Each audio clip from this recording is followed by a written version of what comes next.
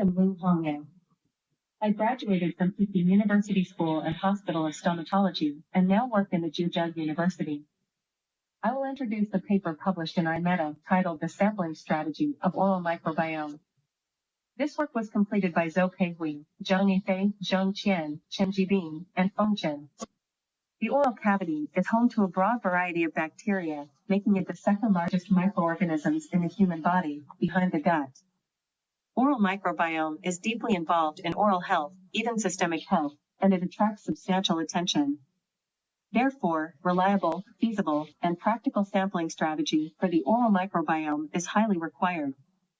Every microenvironment accommodates a specific microbial community.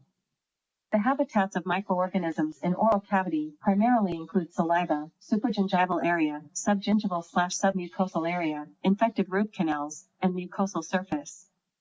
Linda's paper, The Sampling Strategy of Oral Microbiota, is described, which consists of sample collection, transport, processing, and storage. Saliva acts as a reservoir of oral microbiota, collecting microorganisms from multiple habitats and accommodating them. Saliva, in turn, transfers and releases microorganisms into these environments.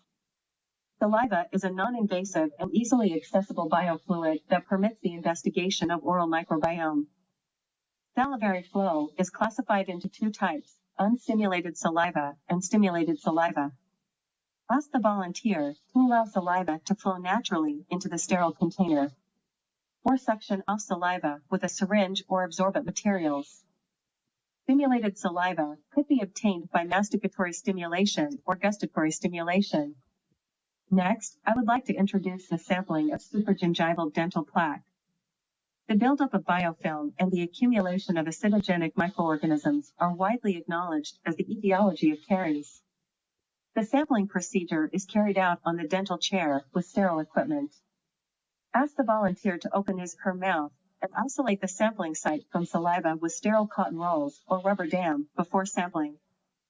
Scrape the plaque samples from the target tooth surface using a sterile probe, swab, or scraper. The third one is the sampling of subgingival/submucosal dental plaque. Subgingival dental plaque has been widely accepted as the initial factor of periodontitis for long, 28. The accumulation of plaque also has been identified as the etiological factor of peri-implant diseases. The commonly used methods for subgingival plaque and submucosal plaque around implants include the curating method and the adsorption. Both of them are reliable and widely used. The sample collected by adsorption method should be processed by casing method. This is a clinical photo of sampling gingival crevicular fluid with paper point. It takes about 30 seconds. The fourth to be introduced is the sampling of dental plaque in root canals. Adsorption sampling method with sterile paper points is usually used for plaque samples in the infected root canal. The casing method will be used to process the sample. In detail, wash the paper point for half or 1 hour, then drill an aperture in the bottom and put it into a larger tube.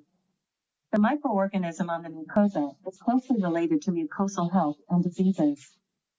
Sampling sites on oral mucosa mainly include tongue dorsum, buccal mucosa, and palate.